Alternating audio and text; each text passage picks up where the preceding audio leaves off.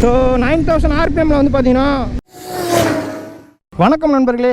So இன்றைக்கி நாம் இந்த பைக்கை பற்றி தான் பார்க்க போகிறோம். S, KTM Duke 390 BS6. So இதுக்கு முன்னாடி BS4ஓட ரிவ்யூ நான் பண்ணியிருப்பேன், அது மேலே வரும், நீங்கள் பார்த்துக்கோங்க. ஸோ இப்போ வந்து நம்ம BS6ஓட ரிவ்யூ நம்ம இன்றைக்கி பார்க்கலாம். ஸோ இந்த பைக்கை பொறுத்தளவுக்கு BS4க்கும் BS6க்கும் என்ன டிஃப்ரென்ஸ் அப்படின்னு பார்த்தீங்கன்னா, இதில் ஒரு முக்கியமான விஷயம் என்ன பண்ணியிருக்காங்கன்னா, என்ஜினில் குயிக் ஷிஃப்டர் கொடுத்துருக்காங்க. ஸோ குயிக் ஷிஃப்டர் அப்படிங்கிறது ஃபாஸ்ட்டாக போகும்போது கிளச்சை பிடிக்காமையே நீங்கள் ஷிஃப்ட் பண்ணிங்க அப்படின்னா த்ரோட்டல் ஆட்டோமேட்டிக்காக அந்த ஷிஃப்ட் பண்ணுற டைமுக்கு கட் ஆகிட்டு ஷிஃப்ட் ஆகிட்டு அதுக்கப்புறம் த்ரோட்டல் ஆட்டோமேட்டிக்காக ரிலீஸ் ஆகும். ஸோ இதான் வந்து குயிக் ஷிஃப்டர்.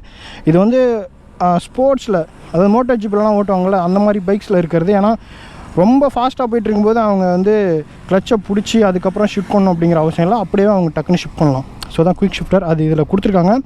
ஸோ அது நம்ம இப்போ ட்ரை பண்ணி பார்ப்போம் எந்த அளவுக்கு இருக்குன்னு. அந்த முக்கியமான வேறு என்ன வேலை பண்ணியிருக்காங்க அப்படின்னா, இதில் வந்து MRF டயர் கொடுத்துருக்காங்க. இதுக்கு முன்னாடி இருந்த BS4ல் மெட்ஸலர் டயர் வந்துச்சு, அது வந்து நல்ல ஒரு சூப்பரான டயர். இதில் வந்து பார்த்திங்கன்னா MRF அந்த ரெவ்ஸி டயர் கொடுத்துருக்காங்க, அதாவது டாமினாரில் கொடுப்பாங்களே அந்த டயர் கொடுத்துருக்காங்க காஸ்ட் கட்டிங்காக. ஸோ பர்ஃபார்மன்ஸ் வைஸ் வந்து பார்த்திங்கன்னா அந்த டயருக்கும் இந்த டயருக்கும் ஏகப்பட்ட டிஃப்ரென்ஸ். கண்டிப்பாக வந்து கொஞ்சம் வந்து கான்ஃபிடென்ட் இருக்காதுன்னு நினைக்கிறேன். ஸோ அதை நான் ஓட்டும்போது உங்களுக்கு சொல்கிறேன். அந்த கலரை பொறுத்த அளவுக்கு இது வந்து சூப்பரான கலர். ஸோ இது மட்டும் இல்லாமல் இன்னொரு மெட்டாலிக் கலர் இருக்குது, அந்த கலரும் பார்க்குறதுக்கு நல்லாயிருக்கும். அண்ட் மற்றபடி எனக்கு பெருசாக இதில் வந்து வேறு எந்த சேஞ்சஸும் பண்ண மாதிரி தெரில. அண்டு ஒன் மோர் திங், இதில் வந்து சூப்பர் மோட்டோ அண்ட் ரோடு அப்படின்னு சொல்லிட்டு ஏபிஎஸ் வந்து கண்ட்ரோல் பண்ணுறதுக்காக கொடுத்துருக்காங்க. அதாவது ரியர் வீல் ஏபிஎஸ் மட்டும் வேணால் நீங்கள் ஆஃப் பண்ணிக்கலாம், அது வந்து எக்ஸ்ட்ரா ஃபீச்சர் ஆட் பண்ணியிருக்காங்க. அண்ட் தென் இதில் வந்து ஹீட் ரெடியூஸ் பண்ணுறதுக்காக சில பல வேலைகள்லாம் அடியில் பண்ணியிருக்காங்க. ஸோ BS6 அப்படிங்கிறதுனால இதில் அதுக்குண்டான கேட்டலிட்டிக் கன்வெர்ட்ரு, ஸோ BS6க்கு உண்டான எல்லா மெக்கானிக்கல் சேஞ்சஸும் இதில் பண்ணியிருக்காங்க. மற்றபடி ஒன்றும் பெருசாக ஆஸ்தட்டிக் சேஞ்ச் எதுவுமே கிடையாது. ஸோ இந்த பைக்கை பொறுத்த அளவுக்கு மிரர்ஸை வந்து ஓனர் வந்து ரிமூவ் பண்ணியிருக்காரு. ஸோ அவ்வளோதான். ஸோ வண்டி பார்க்குறதுக்கு அப்படியே தான் இருக்குது.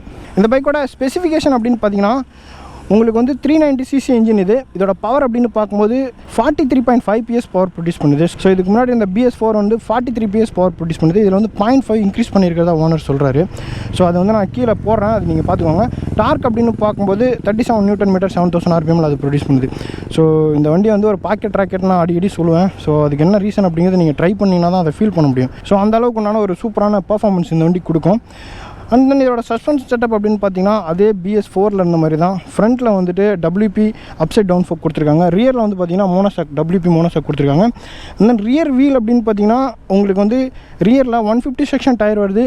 ஃப்ரண்ட்டில் வந்து பார்த்தீங்கன்னா உங்களுக்கு 110/70 செக்ஷன் டயர் கொடுத்துருக்காங்க. 17 இன்ச் ரீம் ரெண்டுமே. பைக்கோட லைட்ஸ் அப்படின்னு பார்க்கும்போது உங்களுக்கு ஃபுல்லாகவே LED light. So tail light ஆகட்டும், இண்டிகேட்டர்ஸ், அதுக்கப்புறம் வந்து ஹெட்லைட். ஸோ இதெல்லாமே வந்து BS4ல் அந்த மாதிரி தான், அதில் எந்த சேஞ்சஸுமே அவங்க பண்ணலை.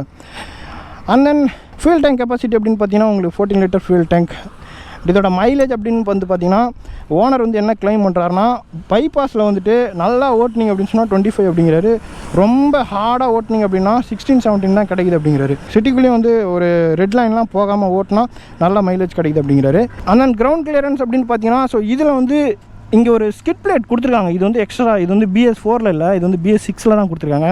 ஸோ அது கொடுத்ததுனால அது வந்து பார்த்திங்கன்னா ஒரு 2 இன்ச்சு கிரவுண்ட் கிளியரன்ஸ் ஆக்குபை பண்ணிடுச்சு. இது ஆல்ரெடி நல்ல கிரவுண்ட் கிளியரன்ஸ் இருக்க வேண்டி தான், பட் இது எக்ஸ்ட்ரா கொடுத்தனால அது வந்து கீழே வந்து கொஞ்சம் ஆக்குபை பண்ணிடுச்சு. பட் இருந்தாலும் இன்ஜினுக்கு வந்து சேஃப் தான் அது.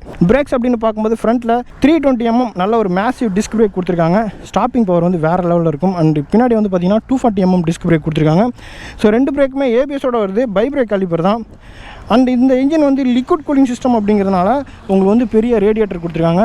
ஸோ ஹீட் டிசிபேஷன் வந்து பார்த்திங்கன்னா டியூக்கில் எல்லாத்துலேயும் ஹீட் அதிகமாக தான் இருக்கும், பட் இருந்தாலும் அதை நல்லா கண்ட்ரோல் பண்ணுறதுக்கு ஒரு ரேடியேட்டர் செட்டப் கொடுத்துருக்காங்க. ஸோ அதுக்கு வந்து கூலண்ட் வந்து பார்த்திங்கன்னா இங்கே ஊற்றுற மாதிரி இருக்கும். ஸோ சீட்டோட கம்ஃபர்ட் வந்து பார்த்திங்கன்னா இந்த பைக்கோட ஓனர் வந்து பெருசாக சீட் வந்து கம்ஃபர்டபுளாக இல்லை அப்படிங்கிற மாதிரி சொல்கிறாரு. அதாவது குஷனிங் இல்லை அப்படிங்கிறாரு. பட் குஷனிங் இல்லை தான், ஆனால் சீட் உட்காரது வந்து கம்ஃபர்டபுளாக இருக்கும். ஸோ இந்த மாதிரியான ஃப்ளாட்டாக இருக்கிற சீட் வந்து எல்லாமே வந்து உட்காரதுக்கு கம்ஃபர்டபுளாக இருக்கும், அதில் எந்த டவுட்டுமே கிடையாது. கிராப் ரெயில் வந்து பார்த்திங்கன்னா ஸோ BS6ல் இந்த மாதிரியான ஒரு கிராப் ரெயில் கொடுத்துருக்காங்க. இது வந்து BS4லையுமே இந்த மாதிரியான கிராப் ரெயில் தான் கொடுத்துருந்தாங்க. ஸோ ப்ராக்டிகாலிட்டி அப்படின்னு பார்த்தீங்கன்னா இதில் ஒன்றும் பெருசாக இல்லை. இது வந்து நேக்கட் பைக். எக்ஸ்ட்ரா இங்கே வந்து ஒரு சின்னதாக சாரி கார்டு மட்டும் கொடுத்துருக்காங்க. அப்புறம் டயரோட ஹக்கர் கொடுத்துருக்காங்க. இதெல்லாமே நல்லா யூஸ்ஃபுல்லாக இருக்கும். ஸோ இன்ஸ்ட்ருமெண்ட் கிளஸ்டர் அப்படின்னு பார்த்தீங்கன்னா உங்களுக்கு சேம் TFT இன்ஸ்ட்ருமெண்ட் கிளஸ்டர் தான் வருது. இதில் வந்து பார்த்திங்கன்னா உங்களுக்கு என்ன கொடுத்துருக்காங்கன்னா காமிக்கிறேன். ஸோ இது வந்து menus, settings, motor cycles, trip, அப்புறம் KTM Ride அப்படிங்கிறன்னு ஒரு எக்ஸ்ட்ரா ஒரு செட்டிங் கொடுத்துருக்காங்க. ஸோ இதில் வந்து பார்த்திங்கன்னா ட்ரிப் 1 ட்ரிப்போட time, date, battery and fuel range கொடுத்துருக்காங்க. ஸோ இது வந்து சூப்பரான ஃபீச்சர். இருக்கிற ஃபியூலுக்கு எவ்வளோ ரேஞ்ச் போகும் அப்படின்ட்டு.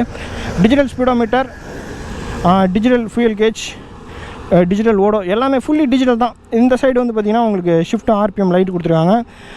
இன்ஜின் ஆயில் வார்னிங், அதுக்கப்புறம் low beam, high beam, engine warning, ABS, அப்புறம் வந்து ட்ராக்ஷன் கண்ட்ரோல், அப்புறம் இங்கே வந்து பார்த்திங்கன்னா ஆயில் ப்ரெஷர் வார்னிங், அப்புறம் இண்டிகேட்டர்.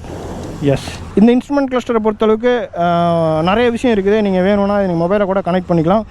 பட் நீங்கள் வந்து ப்ராக்டிக்கலாக பார்க்க போனீங்கன்னா நீங்கள் இந்த வண்டி ஓட்டும்போது எதையுமே கனெக்ட் பண்ணாமல் ரோட்டை மட்டும் பார்த்து ஓட்டினீங்கன்னா ரொம்ப நல்லது. அண்ட் தென் கிளச் வந்து பார்த்திங்கன்னா ரொம்ப இந்த வண்டியில் லைட் அப்படின்னு தான் சொல்லுவேன். ஸோ இது வந்து 4 ஸ்டேஜ் அட்ஜஸ்டபிள் கிளச்சில் இருக்காங்க. இது வந்து ரொம்ப நல்ல விஷயம். ஆல்ரைட் கைஸ், இப்போ நம்ம ஓட்டி பார்ப்போம் வண்டி அந்த அளவுக்கு பர்ஃபார்மன்ஸ் இருக்குன்ட்டு. ஏன்னா நீங்கள் அதுக்கு தான் வெயிட் பண்ணுவீங்கன்னு எனக்கு நல்லாவே தெரியும். ஸோ வாங்க இப்போ நம்ம ஓட்டி பார்க்கலாம். ஸோ கைஸ், தயவு செஞ்சு என்னோடய சைட்லேருந்து ஒரே ஒரு ரெக்வஸ்ட். இந்த மாதிரி வண்டிலாம் ஓட்டுறீங்க அப்படின்னா தயவு செஞ்சு ஒரு நல்ல ஹெல்மெட், ஒரு நல்ல ரைடிங் கியரோட ஓட்டுங்க. ஏன்னா வண்டி வந்து பார்த்திங்கன்னா ரொம்ப பவர் அண்ட் டார்க் கூடிய வண்டி. அண்ட் தயவு செஞ்சு ட்ரை பண்ணாதீங்க. நான் வந்து ஒரு வெல் எக்யூப்டு ப்ளஸ் ஒரு பேசிக் ப்ரொடெக்ஷன் கியரோட நான் வண்டி ரைட் பண்ணுறேன். ஸோ இந்த டாப் ஸ்பீடு டெஸ்ட் பண்ணுறதுலாம் உங்களுக்கு டெஸ்ட் பண்ணி காமிக்கணும் அப்படிங்கிறதுனால தான். மற்றபடி என்னோடய ரைடிங் ஸ்டைல் ரொம்ப கம்மியாக 100 கீழே தான் மெயின்டைன் பண்ணுவேன் நான் எப்பயுமே. ஓகே, அதான் ஃபியூல் எஃபிஷியன்சியும் கூட ப்ளஸ் நம்மளுக்கு வந்து நல்லதும் கூட. ஓகே, ஸோ இப்போ நம்ம வந்து பைக்கை டெஸ்ட் பண்ணி பார்ப்போம் எந்த அளவுக்கு போகுதுன்ட்டு. இப்போ நான் வந்து ஃபஸ்ட் கியரில் இருக்கேன். Here we go. So 5000 RPM வரைக்கும் இந்த பைக் வந்து நார்மல் பைக் மாதிரி தான் இருக்கும். எந்த பிரச்சனையும் இல்லை. நீங்கள் வந்து டாப் கியர் வரைக்கும் 5000 RPMக்குள்ளே ஓட்டுறீங்க அப்படின்னா எந்த பிரச்சனையுமே இல்லை. வண்டி வந்து பிகினர் கூட ஹேண்டில் பண்ணலாம். ஓகே, ஆனால் 5000 RPMக்கு மேலே நீங்கள் போனீங்க அப்படின்னு சொன்னால் வண்டியோட கேரக்டரே மாறிடும். ஸோ இதோட பவர் அண்ட் டார்க் டெலிவரி வந்து ரொம்ப ரொம்ப ரொம்ப அதிகமாக இருக்கும். சடனாக அதிகமாக இருக்கும். அது ஸோ அந்த கண்டிஷன் வந்து உங்களால் பேர் பண்ண முடியும், எக்ஸ்பீரியன்ஸ் இருக்குது அப்படின்னு சொன்னால் நீங்கள் வந்து யூஸ் பண்ணலாம். மற்றபடி வந்து புதுசாக ட்ரை பண்ணுறீங்க அப்படின்னா தயவு செஞ்சு கொஞ்சம் கேர்ஃபுல்லாக இருந்துக்கோங்க. ஸோ இப்போ நான் வந்து 3rd கியரில் இருக்கேன். நான் கியரை வந்து கம்மி பண்ணிக்கிறேன், 2nd கியர். ஸோ இப்போ நம்ம வந்து டெஸ்ட் பண்ணி பார்ப்போம். 2nd கியரில் இருக்கேன். எஸ், சொன்னேன் பார்த்தீங்களா, முறுக்குன உடனே கிட்டத்தட்ட 20லேருந்து 60 உடனே போகுது இன்ஸ்டண்ட்டாக. அதுதான் இது.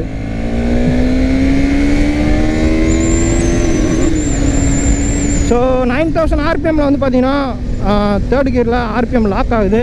4th கியரில் இருக்கேன். இங்கே பாருங்கள். ஸோ ஃப்ரண்ட்டு வீல் இப்போ பார்த்தீங்களா வாபிள் ஆச்சு ஃப்ரண்ட் போர்ஷனு. ஸோ 100க்கு மேலே போகும்போது அந்த ஃப்ரண்ட்டு போர்ஷன் மட்டும் ஸ்ட்ரைட்டாக வாபிள் ஆகுது. ஏன்னா வண்டி வந்து வெயிட்லெஸ். வண்டியை வந்து வெயிட் வந்து சுத்தமாகவே இருக்காது. இந்த அளவுக்கு பவர் அண்ட் டார்க் கொடுத்துருக்கிறத ஃபீல் பண்ணணும் அப்படின்னா வெயிட் கம்மியாக இருந்தால் தான் ஃபீல் பண்ண முடியாது. அதனாலே வெயிட்லெஸ்ஸாக தான் வண்டியை பண்ணியிருக்காங்க. ஸோ கண்டிப்பாக வந்து ஃப்ரண்ட் வீல் வாபிள் ஆகுது.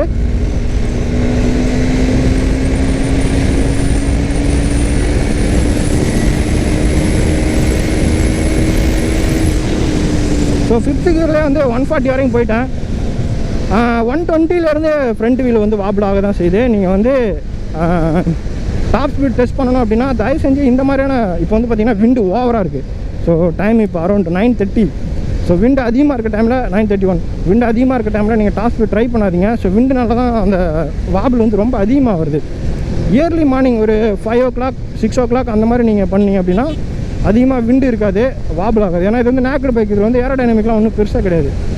ஸோ இப்போ நான் வந்து பார்த்தீங்கன்னா 140 போனேன். 5th கியரில் தான் இருக்கேன். நான் 6th கியரை ஷிஃப்ட் பண்ணல. 140க்கு மேலே நான் 6th கியர் ஷிஃப்ட் பண்ணேன் அப்படின்னா கண்டிப்பாக இது வந்து 170 180 வரைக்கும் போகிறதுக்கு நிறைய சான்சஸ் இருக்குது.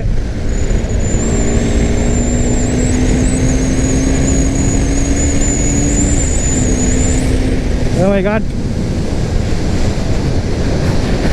ஃப்ரண்ட்டில் வந்து பார்த்தீங்கன்னா இப்படி ஆகுது. ஆல்ரைட். ஆனால் BS4ல் வந்து எனக்கு அந்த வாபிளிங் தெரியல.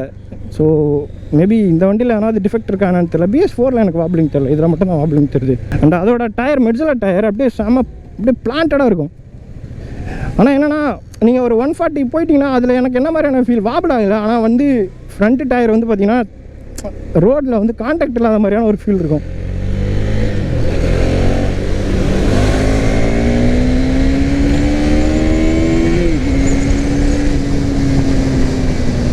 பிரேக்கிங் வந்து பார்த்தீங்கன்னா அப்சல்யூட்லி வாவ்.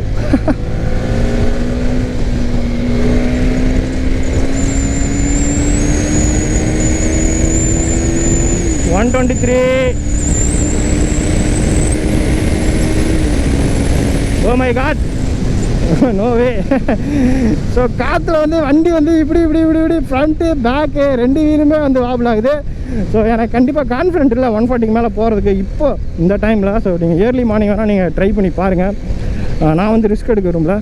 ஸோ வண்டியோட பர்ஃபார்மன்ஸ் பொறுத்தளவுக்கு அண்டர் 3 lakhஸில், ஏன்னா இந்த வண்டியோட ஆன்-ரோட் ப்ரைஸ் வந்து 3,07,000 இப்போ சென்னையில். ஸோ இந்த ப்ரைஸ் ரேஞ்சில் இந்த வண்டியோட பவர் அண்ட் டார்க் அடிச்சிக்கிறதுக்கு வண்டியே கிடையாது. அப்படியே பவர் அண்ட் டார்க் ப்ரொடியூஸ் பண்ணாலும் இந்த அளவுக்கு அதில் என்ஜாயும் பண்ண முடியாது.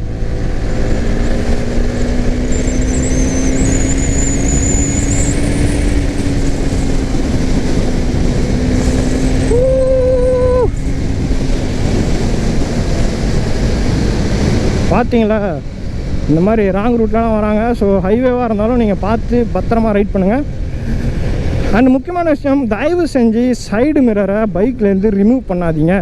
ஸோ இது வந்து ரொம்ப ஒரு ரிஸ்கி. ஸோ நீங்கள் பைபாஸில் போகும்போது சைடில் யார் வராங்க என்ன வராங்கன்னு தெரியாது. நீங்கள் இந்த மாதிரியான ஹெல்மெட் போட்டிருந்தீங்கன்னா சைடு வியூ இருக்காது உங்களுக்கு. 180 டிகிரி வியூ கூட இருக்காது உங்களுக்கு, கிட்டத்தட்ட ஒரு 160 டிகிரி வியூ தான் இருக்கும். ஸோ இந்த அளவுக்கு தான் இருக்கும். சைடில் வராங்கன்னா நீ திரும்பி தான் பார்க்கணும். அது நீங்கள் டாப் ஸ்பீடு போகும்போது திரும்பி பார்க்குறது அட்வைசபிள் கிடையாது. ஓகே, ஏன்னா நீங்கள் எவ்வளோ சீக்கிரமாக குயிக்காக முன்னாடி போகிறவங்கள ரீச் பண்ணுவீங்கன்னு தெரியாது. அதனால் தயவு செஞ்சு சைடு மிரர் இல்லாமல் வண்டி ஓட்டாதீங்க. சைடு மிரர் கம்பல்சரி யூஸ் பண்ணுங்கள். செம்மையான வியூ. ஸோ இந்த பைக்கை பொறுத்தளவுக்கு பிகினர்ஸ் புதுசாக வண்டி ஓட்ட கற்றுக்குறவங்க வாங்கலாமா அப்படின்னு சொன்னால் தயவு செஞ்சு வாங்காதீங்க. இதுக்கு கம்மியாக இருக்கிற சிசியில் ஃபஸ்ட்டு நீங்கள் ட்ரை பண்ணி ஓட்டி கற்றுக்குவாங்க. அதுக்கப்புறம் நீங்கள் வந்து இந்த பைக் வாங்கலாம். ஓ மை காட், வா இருக்குது அப்படியே.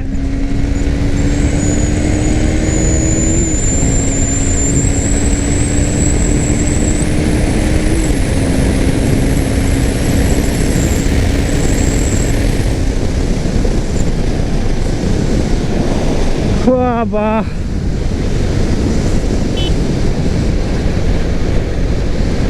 என்ன பவரு.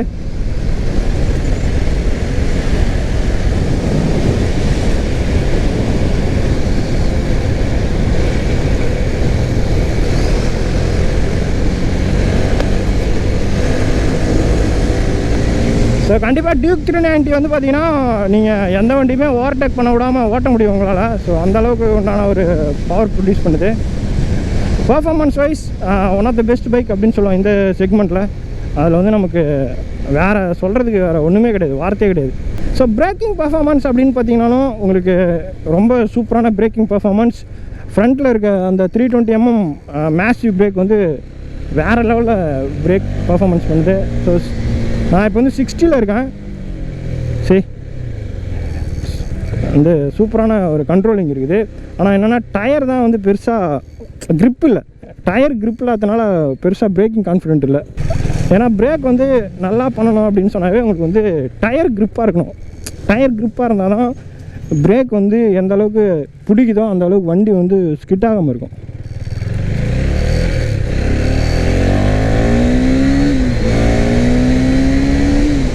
ஸோ 9000 RPMல நீங்கள் ஷிஃப்ட் பண்ணினீங்க அப்படின்னா 9000 RPM போயிட்டு ஷிஃப்ட் பண்ணிங்கன்னா வண்டியோட ரா பவர் வந்து நீங்கள் உங்களால் ஃபீல் பண்ண முடியும். So here we go, second gear.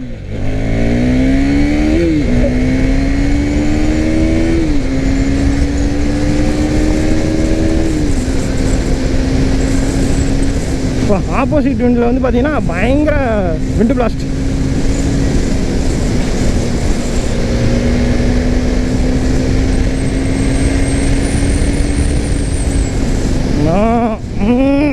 நான் இந்த அளவுக்கு ப்ராப்ளம் ஆகுது.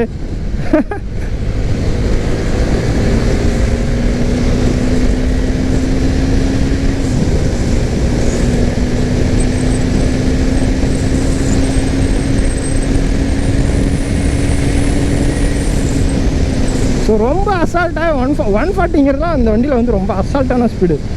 வந்து திணறணும் அப்படின்லாம் அவசியம் இல்லை. நார்மலாக நீங்கள் வந்து ஒரு 200 cc வந்து ஒரு 100 போகிற மாதிரி தான் இதில் 140 அப்படிங்கிறதுலாம் ரொம்ப அசால்ட்டு. ஒரு கம்மியான இதுதான் ஈஸி பீஸாக உங்களுக்கு 140 போகும்.